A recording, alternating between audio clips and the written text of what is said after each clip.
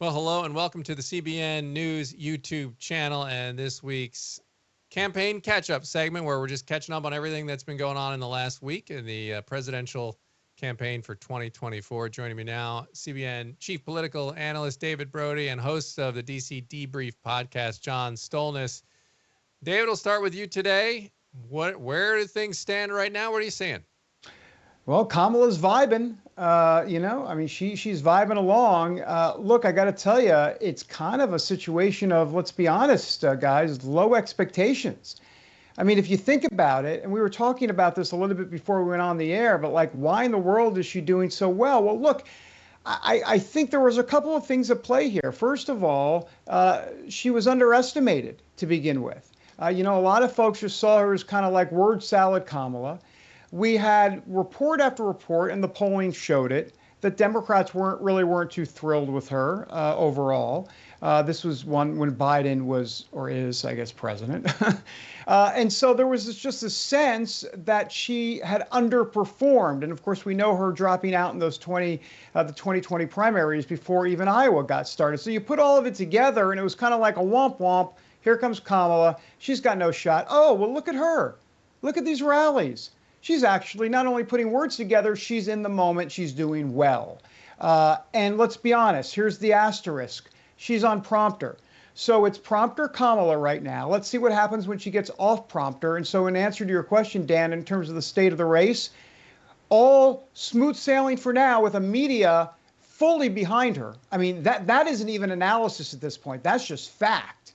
And so you put it all together, and that's where we are in the Trump campaign. And John can speak to this, I'm sure, but the Trump campaign has got to stay disciplined. They've got to go on the attack. And this stuff about, and we'll get into this in a moment, but crowd size and the race stuff coming up, got to stop. I mean, got to stop. I mean, that's not going to get it done for Trump. Yeah. And John, it's interesting because J.D. Vance has sort of been the only one out of the four kind of main players, right? Be it president candidate, VP candidate. He's kind of the only one that's really done a bunch of interviews at this point. The others have kind of been avoiding it. Obviously, Kamala's been getting, flack for that a little bit to some extent for not doing these interviews. But so there's that aspect going. What else are you seeing? Yeah, no, they've allowed her to basically have the news cycle for the last week or so. I think Trump tried to get a little bit of it back at the news conference that he held last week, but nothing really came out of that news conference. He didn't have anything new to share. And so I don't really think that moved the needle all that much. And the only campaign event he's had since Governor Walz was named Harris's running mate was the event in Montana on Friday night, which is not a swing state. That is not a state where he really needs to win. He's going to win Montana no matter what, and there's not a whole lot of electoral votes there to begin with. And looking ahead to this week, I think there's only one day this week, I think it's on Wednesday, where Trump and Vance are both out campaigning in different places. So it makes me think that they're maybe trying to get some kind of game plan together, because there've been a lot of different messages, as David alluded to just a second ago. Trump started off by hitting about on the race. Sometimes she claims that she's black. Sometimes she claims that she's Indian, that she's a chameleon. That hasn't really seemed to land. They've been really hitting at this crowd size thing, accusing the Harris campaign of using artificial intelligence to make it look like her crowds are bigger than they are, which of course has been debunked. That's pretty easy to figure out. These are all distractions, as David mentioned, and they haven't been able to find something to really hit Harris and Walz with. And to her credit, Harris has not made any mistakes yet. She has looked, dare I say, presidential in her rallies so far. And I think David's right. The real test is going to come when she has to sit down and answer questions, when she has to have a press conference, and certainly when the debate happens in September, at least the one that they've agreed to so far. We're going to get a really good sense as to how these two will be able to match wits together. But I just feel like the Trump campaign is still trying to figure out exactly what to do with the Harris candidacy. They were not ready for this. He still is talking about the fact that Joe Biden had the nomination ripped away from him. And I think that is not a strategy of moving forward and looking ahead. It's wishful thinking and trying to get the candidate that you were soundly beating back into the race, which is not going to happen. So they've got to figure out a way to move forward if they want to dull some of the momentum that the Harris campaign clearly has right now. And David, JD Vance, like I said, he's been the one out there doing the interviews, and he's actually done really well in these interviews. And I feel like, to John's point, where Trump a lot of times has seemed to be trying to go after things like the crowd size and the images, and like you said, these distractions. But meanwhile, Vance is the one who has had, at least from just anecdotally me seeing across my feed, any zingers, any sort of things that might have a chance to stick, as John says, seem to be coming from Vance at this point. So he did do pretty well in those interviews over the weekend. He really did. If you're Tim Walz right now, you better probably be afraid, ... very afraid. I mean, J.D. Vance is a precision sort of vice presidential candidate. I mean, he's able to dissect the argument and do it well. And he's been able to turn some of those, quote, tough questions by the media on a dime and been able to kind of pivot and move to where he needs to be with also answering the question. So it's a unique skill for sure. So he's done a great job. Tim Walz, we're going to wait and find out. He's going to have a lot of questions to answer about his military service. Kamala Harris is going to have to, she is going to have to answer questions about this, whether it comes in the form of an interview or it definitely will come during the debate. But that's going to be up to Donald Trump to be precision guided, if you will, that evening. He's going to have to be laser focused on the culture club karma, or, the Kamala chameleon, so to speak. It makes me think of that culture club song. And I just dated myself, by the way. I wasn't a big fan of culture club, but that's a side note. So yeah, he's going to have to be able to expose the chameleon stuff. I mean, all of a sudden, Kamala is tough on border security. Really? She is? Listen, there's so much there for the taking. But here's the problem in the short term. The bounce that we keep hearing, which, by the way, has just become more than a bounce. It's become a vibe, as we've said, or I said at the beginning, and we kind of all said at the beginning. Now we got the convention.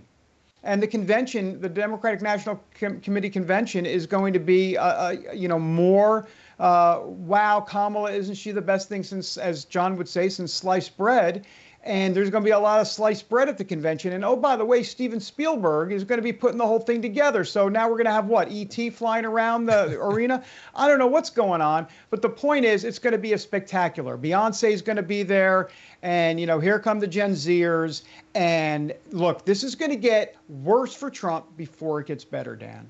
Yeah, and like you said, John, I mean, it really does seem like the Harris campaign does not feel any pressure right now from the media at all to bother risking it with off the cuff interviews where she hasn't necessarily been at her best, to put it kindly. And so she's not feeling any pressure to do that. She can safely just continue to ride this and stay on the scripted moments. As David said, you got the convention coming up. So what does the Trump campaign have to do here to get it back on message? Because as JD Vance pointed out in some of those interviews, when you steer it back to issues that matter, like the border, like the economy, it feels like that's where the sweet spot is.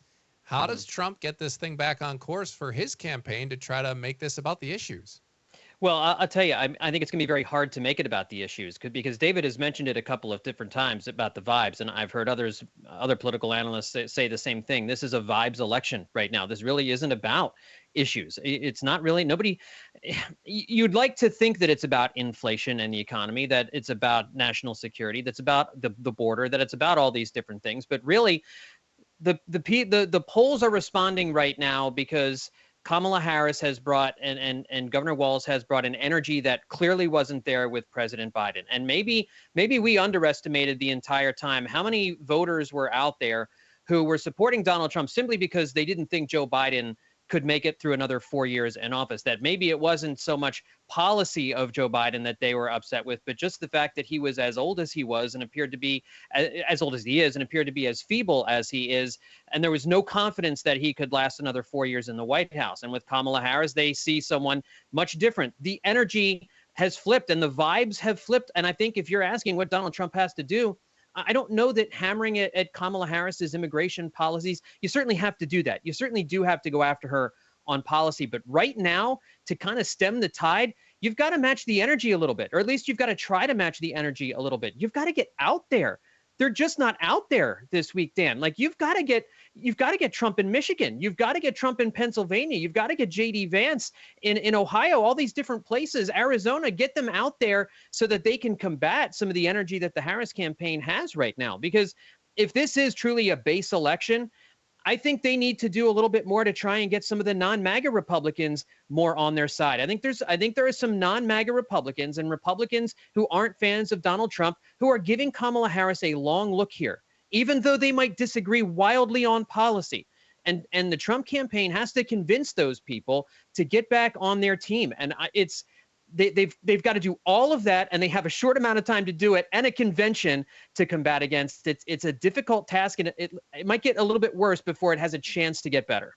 And is it an especially difficult task, David, when you're watching the media and we talk about this being a vibe election, and is that not an indictment sort of on the media right now?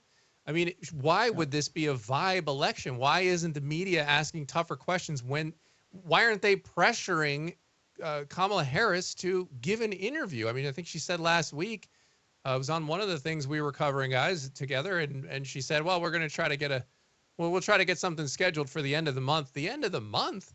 I mean, this is, we're only a couple months away here from the election. So it's like, yeah, if it fits into my schedule, we'll go ahead and get an interview there. Is this a sort of a lose-lose situation for Trump when you're trying to shift the narrative when so much of that narrative is kind of dictated by what the media decides to cover and not cover? 100%. It's an anti-Trump media. I'm not telling you, John, or you, Dan, anything that is surprising here. It's been an anti-Trump media for a very long time. And now it's 84 days? I've lost track, 80 plus days here until the election. So this honeymoon can go on and on. I don't see it stopping. I really don't. And I think that's the biggest danger here, that there's not going to be, because here's the deal. The media is liberal. We know that. They're anti-Trump. We know that. But here's the other thing. They love a success story, and they love a story. They love a narrative. And the narrative here is, the first black woman to possibly become president, kind of maybe a hope and change part 2. They see the Biden riding off into the sunset. Think of it like from a sports analogy, right? It's the quarterback, the veteran 41-year-old quarterback who gets injured and is taken out of the game. And here comes the rookie quarterback, Kamala Harris, into the game, leading her team to victory, and the fans go wild. And then all of a sudden, wait, at the end of the season, you're 5-12. So the point is that that's what Trump is hoping for, that the star quarterback, so to speak, the rookie, Kamala Harris, has come in and excited everybody in the first game or two. But now, once the season starts to play out, you start to have the equilibrium come in. And I think they're hoping that Kamala is going to mess up. Let's be honest. I mean, Kamala's got to really have a lot of mess ups here, because I go back to expectations. People, I'm telling you, the expectation for her was low coming in. No one thought she was, any sort of Barack Obama orator. No one thought she was going to excite the Democrat base because of her poll numbers. And she's done both so far. And when I say done both, I'm not saying she's sounded like Obama. She hasn't. And I'm not saying she's excited the Democrat base like Obama. She hasn't. But you know what? Middle pedestrian is an overperformance. And an overperformance leads to a vibe. And that's what's been going on here. I don't necessarily buy these polls. I was talking to Rasmussen, pollster, earlier today, and there's some stuff in that New York Times Siena poll, which we can get into, which has to do with those battleground states, showing Kamala Harris up by about, 4 or 5 points or so. Look, there's a lot to compact here, and I don't want to kind of get geeky and nerdy, but the way they weight those polls, what information they release and what they don't, what states they're polling and what states they're not polling. For example, if you notice, they polled the 3 battleground battleground Rust Belt states, but they didn't poll Georgia and Arizona. And the other part of it is that they're not releasing full, polling companies don't release all the information. So you can skew a poll a certain way. And then finally, let me just kind of, my final geek little portion of this is that the methodology here is crucial. When you poll based on what you think the electorate is going to be. And that's your number. But if the electorate turns out to not be that, in other words, 35% Democrat, 33% Republican, whatever it is, and it actually is reverse or totally different, then your numbers are totally off. So a lot's going to depend on who shows up, and that will determine whether or not those numbers were correct. All right. And John, what are we seeing here on polling here? You know, David's talking about the polling. Are we seeing any trends, anything different here in the last few days since we last talked on the polls? Yeah, well, I mean, David just mentioned it, this New York Times Siena poll that came out on Saturday, and all of those points David made are good. And we've had this conversation about polling ever since 2016 when Donald Trump surprised everyone and beat Hillary Clinton.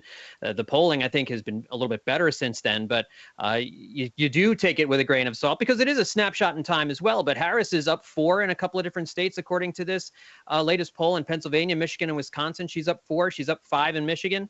You know, if you throw in the other candidates into the mix, like Kennedy and West and Stein, the number is a little bit closer in some states, a little bit larger in some states. But, you know, there are others. The Trafalgar Group still has Trump ahead by 2 or 3 points in some of these different polls. But I think when you take all of the polls into question here, and if you look at a real clear politics rolling average of the polls, the race is tightened. And that's really all that you need to know. In all of these different swing states, especially some of the ones where it really looked like Donald Trump had a stranglehold on things, they've totally been upended. The Cook Political Report had 3 different swing states that was leaning Republican to toss up.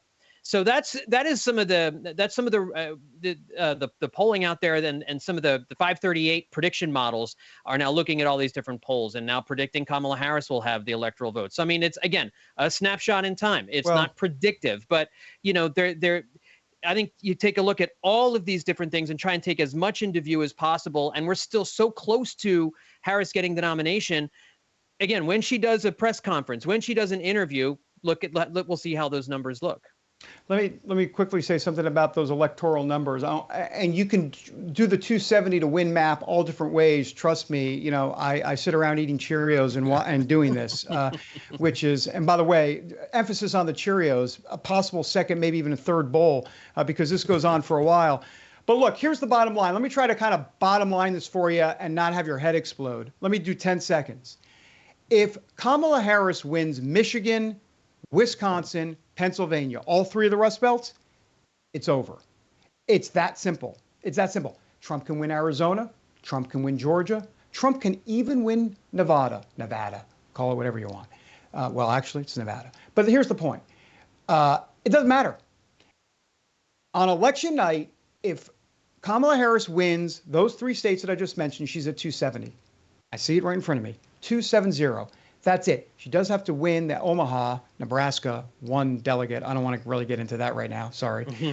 But the point is, and she'll win some in Maine. But here's the point. That should work itself out.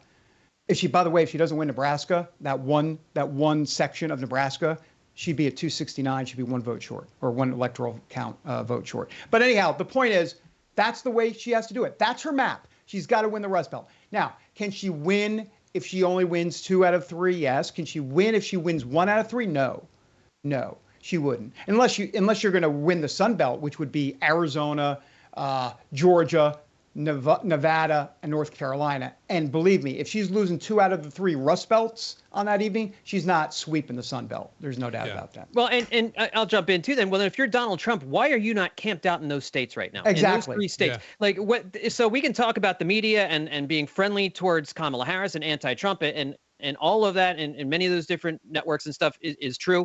And there are certainly conservative-leaning networks that favor Trump. Regardless of all of that, Trump, the only thing that he can control right now is his campaign. Where are they? What are they doing? He can grouse about the media all he wants.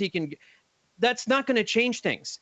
He's got to be in Pennsylvania. He's got to be in Michigan. He's got to be in Wisconsin, and he's got to camp out in those states. I mean, sure, you make your stops in other places, but he or JD Vance have got to be in those states constantly over these next few months in order to really make a dent and prevent Kamala Harris from doing exactly what David Brody just said. Yeah, I think you're 100% right, because there's a way to walk that line. If you just come across, I think, as complaining about the media, it doesn't, like you said, it doesn't move any needle. But if you are in the Rust Belt, if you're in those states, if you're talking about the issues that matter, and then you throw in a couple jabs at the media saying, well, they don't want to, you know, we're talking about the economy here and the things that matter to you, and the unemployment rate here is X, Y, and Z, and I'm talking about these issues, and the media is just going to tell you about that. Those sorts of things will resonate. But you're right. He's got to take that bull by the horns and just not just complain about this. The media, because like you said, that's not changing anytime soon. That dynamic, we're all well aware of that. That thing is not changing anytime soon. I wanted to get to the debates, but go ahead and respond here to that, David. Well, I just want to say, just we know this, don't underestimate Trump. You do so at your own peril. I mean, this guy does have a Teflon quality to him. And also remember, 84 days is still a long time in politics. A lot can change. A lot. As we know, trust me, as we are like living in our pajamas on YouTube, we know that things change. Well, I mean, things change. Like we mentioned last time. I mean, Trump was almost assassinated just a couple of weeks ago, and it's hardly a blip on the radar right now. It seems like an interesting point for anybody to bring up at this point. But let's talk about the debates here, guys. How many are we going to get? Are we going to get any? Are we going to get 3? Are we going to get 1? Is Kamala going to just not do them? Or what's the situation here? What are you guys hearing?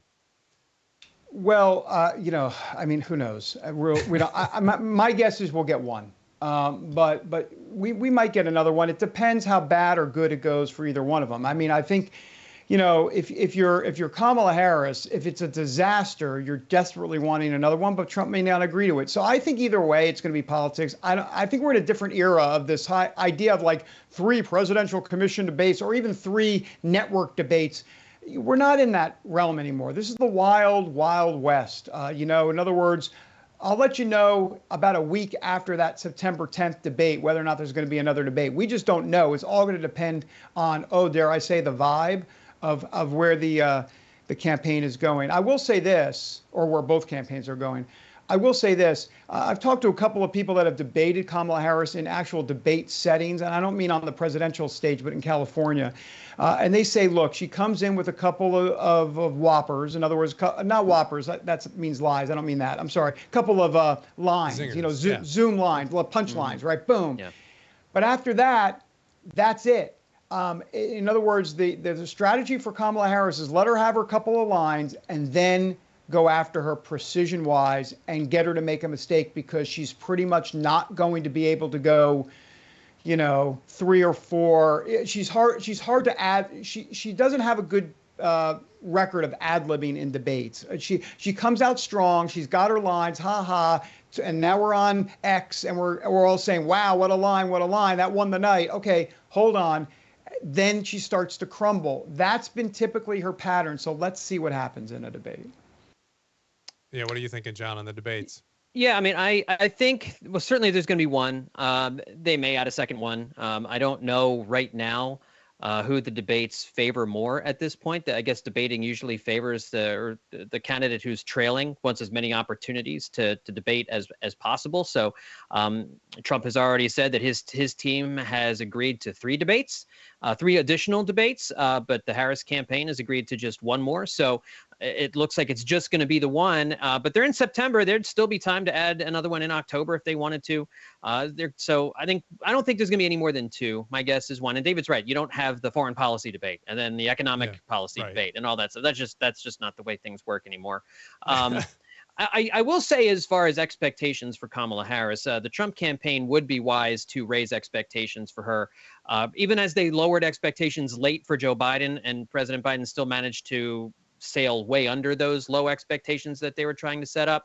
It would behoove them to stop calling Kamala Harris low IQ and start to really consider her as a viable, intelligent candidate, so that if you raise the expectations for the debate, it's harder for her to reach them. The other thing I will say is, when you watch how she was campaigning in 2020 and just how uncomfortable it seemed she was in that setting, and even in those debate settings, but on the campaign trail, she didn't seem genuine. She didn't seem like she connected with people. And that is a very different Kamala Harris that we've seen here 4 years later. She appears more confident. She seems like she has a firmer grasp on what it is she needs to say and what it is she needs to do here at the teleprompter stage of her campaign. And a debate is certainly different, but it might not be the same Kamala Harris that she has been before. And I think the Trump campaign should be prepared for that as well. If they want to win this debate, they need to take her seriously and think and assume that she's going to perform very well and set those expectations high, so that it makes it harder for her to reach them. That's what every smart campaigner and every smart debater does in the days and weeks leading up to it. Also, real quick, just 15 seconds, it might not matter anyhow if there's a second or third debate. Remember, early voting starts in September. You get a sense that, that won't be necessarily as important as it could be. I'm not saying it won't be important, but it might not have the punch from a voting perspective, especially if it's into mid-October. Yeah, no, it's a good point. And to your point about this being a different era, it really is. And I mean, look, we've had social media now for some years, but I do think it's maybe taken some time, maybe taken a couple of campaign cycles here, of presidential campaign cycles, for campaigns to really start to realize that this is where they really need to leverage things, is on social media. And I think you're probably part of the reason there's less emphasis on that is because there's so much emphasis being put on here, these other ways to reach people. Can I just say one quick, it's a bit of a psychological aside, and I'm not going to be able to ever prove this in a test tube, but it's just maybe a thought experiment of nothing else. I think there's maybe a little bit of the wind taken out of Trump's sails by not going up against Biden. Biden was the one that beat him in 2020, and he wanted that payback. He wanted the kind of revenge, not just to win the White House, but I think he wanted to beat Biden. And the fact that he won't be able to say that he did, I think might be taking a bit of he'll never say it. His campaign will never say it. We'll never know. But knowing him for about 15 years or so, it wouldn't surprise me if that's part of the calculus. And to be clear, that is a subconscious situation. I'm not saying that he's even had that thought run through his brain. But though it wouldn't surprise me if he did have it run through his brain. But I think it's just a bit frustrating that he wanted that rematch, and he's not getting the rematch. Yeah. The way there's something to consider. That's all. No, it's interesting for sure. But I think it underscores, guys, the messaging that perhaps the Trump campaign then needs to focus on is tying all of the things that Kamala's talking about to the last 4 years. Because I've already seen, the media kind of pushing out like, oh, look at Kamala Harris is announcing her new economic plan. It's like, here's how we're going to fix everything. It's like, well, wait a minute. You should easily be able to tie that to, well, you've been the vice president for the last 4 years. And did you just see what CBS put up? They said Kamala Harris has just come out with a proposal on no taxes on tips. What? What? She just came out with a proposal? Okay, we know the answer. Donald Trump, that was his proposal, not hers. But people in social media land, I mean, the people who are only following Kamala Harris types and the people who like her probably have no idea. It's the era we live in. It's crazy. Yeah. It's crazy. Social media is in many ways a tough place to do business because it's an echo chamber, right? I mean, your feeds are curated to the people you like to hear from, the people that you want to hear from, and so that's not. I hope people understand that's not the best place to go to hear the wide spectrum of reality that's out there, because you're right, people won't know the differences and the nuances of all of these different policy proposals. Yeah, that's true. I would wager to say that our audience, the CBN audience, for most part, is probably in the category that's used to doing things the way of like looking at both sides, hearing what they're saying. I think it's the younger generations who are just growing. I mean, people they don't have cable. They're getting everything on YouTube, just like we're putting this out on YouTube, and we're getting so many people checking it out on YouTube. And I think it's going more and more that way, this unconventional way. And so it like you said, I think it was you that said it earlier, John. I mean, it's definitely the wild, wild west. Well, it's harder to find. It's hard. That information is harder to find. It's not just on social media. I mean, look at the main networks, the legacy media. You're not going to be able to get a fair story. You used to be able. Turn into the nightly news. Walter Cronkite. I'm sure. Yeah. Walter Cronkite was liberal, I'm sure, but he didn't show it, and they sure didn't report it that way. But it's totally different today. Totally different. Well, it really is, guys, and it's going incredibly fast every week, and there's always a whole mountain full of things for us to try to get through within just a week's time. So appreciate you stopping by here for a few minutes, gentlemen. CBN's David Brody and John Stolnis to break it all down. We'll see you guys next week. See you, Dan. Sounds good. See you, John.